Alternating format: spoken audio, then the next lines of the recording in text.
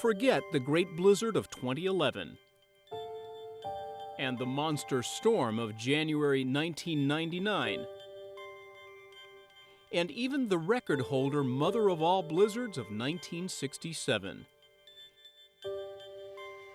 Decades before any of those, the big winter storm that Chicagoans long remembered and talked about arrived in 1930. It was the one weathermen didn't see coming. The snow started falling on Tuesday, March 25th. It was totally unexpected. The meteorologists missed it completely, called it a freak of nature. There was a low-pressure system that landed on Indiana, and they just assumed it would move east, as they always did, but it didn't. In its wake, the storm left nearly 20 inches of snow, along with 10 deaths and a crippled city. There was also a red-faced weatherman at the Chicago Tribune who tried to explain how Mother Nature fooled him. Bigger storms and better meteorologists were in Chicago's future, but the early spring blizzard of 1930 capped a winter of discontent at the start of the Great Depression. It was in March, for one thing, so, people are tired of winter. They're not expecting that. They had had a huge blizzard in December of 1929, so part of the 29-30 winter. They had the greatest amount of snowfall ever on record in Chicago, over 50 inches. Nearly 30 years earlier, in 1903, an enterprising photographer for the Chicago Daily News ventured out in another snowstorm to capture some hardy late Victorian pedestrians in downtown Chicago. They are part of a treasure trove of Daily News photographs now housed at the Chicago History Museum, which has them on glass plate negatives.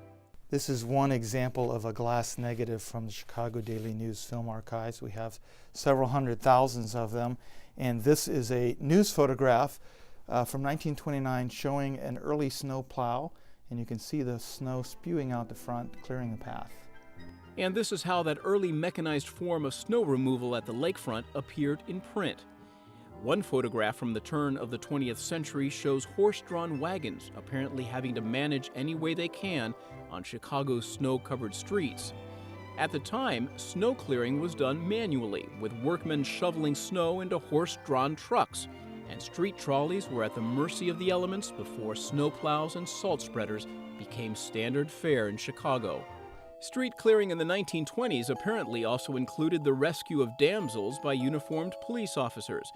The cops also delighted in assisting some flappers on Michigan Avenue. And for modern-day residents who grouse about snowplows burying their cars, it's apparently a Chicago tradition that dates back at least to the 1920s.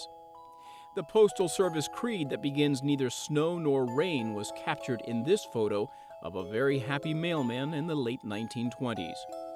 In 1941, just after the bombing on Pearl Harbor, a snowfall blanketed State Street around the Chicago Theater, which was showing a tropically themed movie called Bahama Passage. But while Chicago winters can be rough, residents have been surviving them for nearly 180 years and frequently finding delights in the aftermath of storms, whether it's a stroll through a Lincoln Park wonderland or building a one-of-a-kind snowman. The 1967 blizzard remains the magnum snopus of Chicago snowpocalypses, followed closely behind by the politically game-changing storm of 1979. While Chicago likes to think it now has a handle on its winters, there's a lesson to be learned from a long-forgotten meteorologist who found out that it's best to expect the unexpected. For Chicago Tonight, I'm Eddie Arruza.